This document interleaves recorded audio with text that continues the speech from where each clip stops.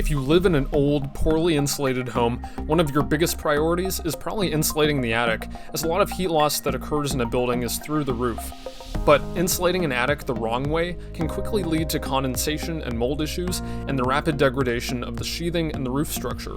As we've talked about many times before on this channel, many older buildings have lasted as long as they have because they were poorly insulated, as the abundant amount of heat flow helped to dry out these buildings if they did have a moisture problem and keep any potential condensing surfaces nice and warm. That changes completely when we add insulation, especially interstitially, since our attic spaces are going to be a lot colder. In this video, we're talking about insulating attics for existing homes and buildings the right way. Let's get into it. So anytime we're dealing with an attic space, we need to determine whether the attic has been vented, or if it's been included as part of the conditioned space, or if it's been sort of in this in-between space, not really sure if it's inside or outside. That last one, we're going to want to approach very carefully, because we can often find deterioration in these locations if they aren't addressed in the right way. We need to make sure that we're either locating the components inside or outside. There cannot be any ambiguity with regard to how the attic or roof functions. We're either flushing the attic with outside air from continuous soffit vents and a ridge vent, or we're conditioning the attic space and providing a means of condensation control and keeping the attic at the same temperature and relative humidity conditions as the rest of the living areas. Now, let's talk about insulating old vented attics and the purpose of vented attics. Vented attics provided a means of moisture removal in cooler climates and dry climates, and they help to prevent ice dams by uncoupling the conditioned space from the roof assembly. Now, this didn't always work so well if the attic space was receiving a lot of warm air from the interior, because that warm air would warm up the underside of the sheathing sufficiently to cause the snow melt on the roof that results in ice dams. But for the most part, these were the primary functions of a vented roof. But when we go to retrofit insulation into an old vented attic, we are immediately making that attic space colder, as the insulation that we're installing slows heat flow from the interior to the attic space. And what happens is that the relative humidity within the vented attic increases. It increases because cold air just can't hold that much moisture, and so the colder it gets in the attic, we're creating a higher humidity environment. That attic is also receiving the moisture that's generated from the interior space in the form of vapor. We get air leakage and vapor diffusion through the ceiling into the attic space, which only adds to the humidity issue. Again, cold air can't hold as much moisture as warm air. The wood framing in the attic increases in moisture content as the relative humidity increases, as wood is a hygroscopic material. So what does this mean? Insulating existing attics in colder climates can actually result in condensation that has a very difficult time drying out. A lot of people see mold growth on the underside of their sheathing after insulating their attics, especially in cold climates. So the key to insulating an old vented attic is to make sure that the ceiling is completely airtight, and this can be quite a challenge, but we need to make sure that we're air sealing the ceiling plane prior to even thinking about insulating, as air leakage is responsible for the majority of moisture issues that are unrelated to leaks from bulk water intrusion.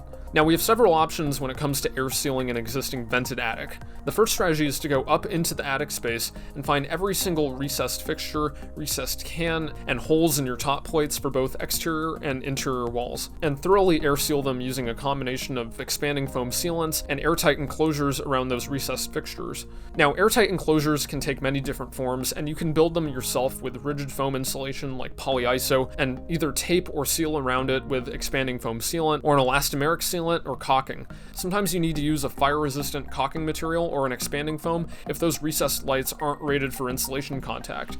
They also have prefabricated airtight enclosures on the market that are composed of plastics, and some are even mineral wool based, but the point is we want to air seal around each of those ceiling penetrations to prevent air leakage at those locations. Recessed fixtures are notoriously leaky, especially since they were probably not well air sealed during their initial installation. This also goes for exhaust fans, ceiling fans, pendant lights, and chandeliers, and anything that's fastened through the ceiling and creating a hole.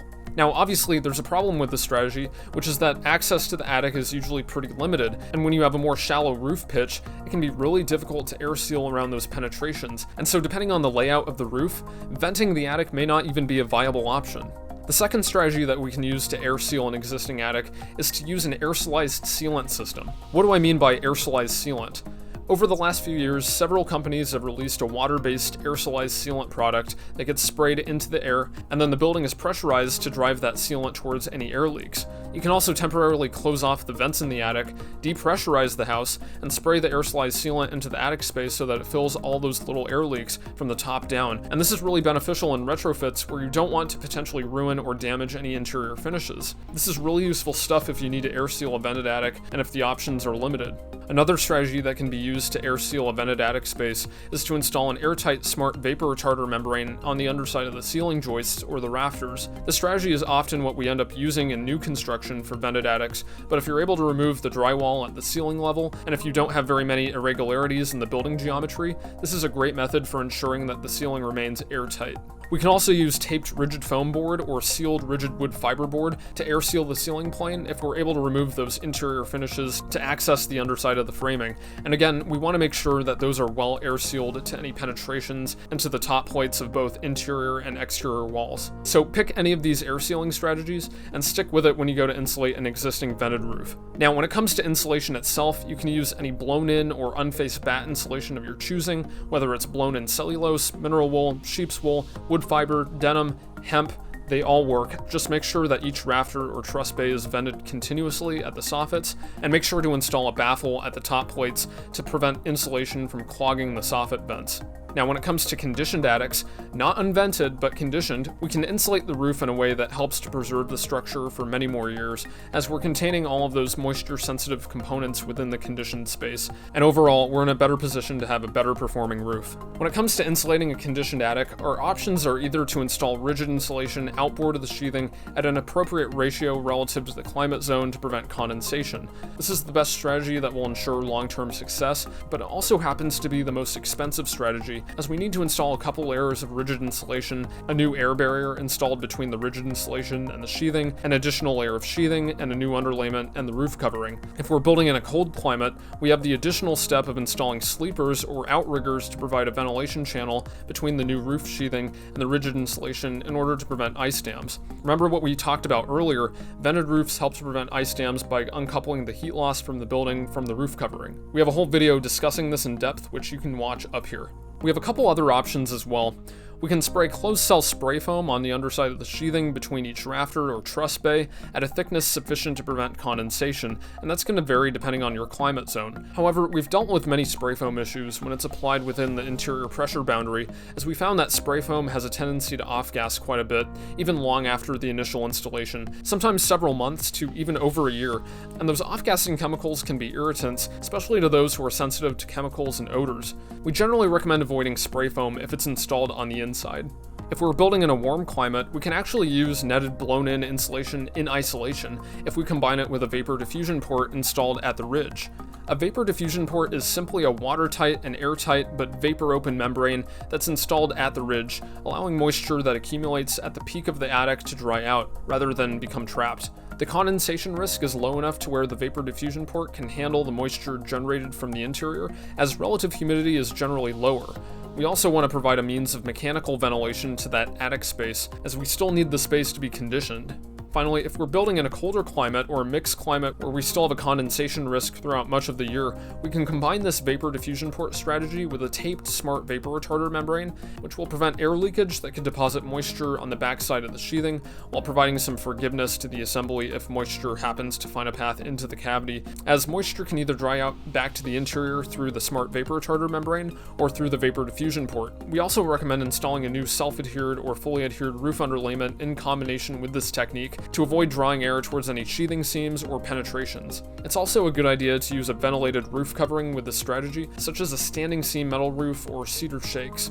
Just like with any conditioned roof in a cold climate, we may also want to provide a vented roof over the conditioned roof for ice dam prevention. As you can see, we have a lot of different options when it comes to air sealing and insulating our attic spaces, but the key here is to prevent condensation and to prevent moisture issues by providing proper air sealing in these assemblies and taking advantage of the physical properties of our insulation materials and knowing their advantages as well as their limitations. If you found this video helpful, make sure to leave a like and subscribe for more weekly building science videos, and head over to our website at asiri-designs.com, where we have over 150 free building science articles that cover a wide range of topics, including how to safely retrofit existing buildings with insulation, moisture control, air sealing, preservation, and so much more. Links to those will be in the description below. For now, good luck with your projects. Cheers.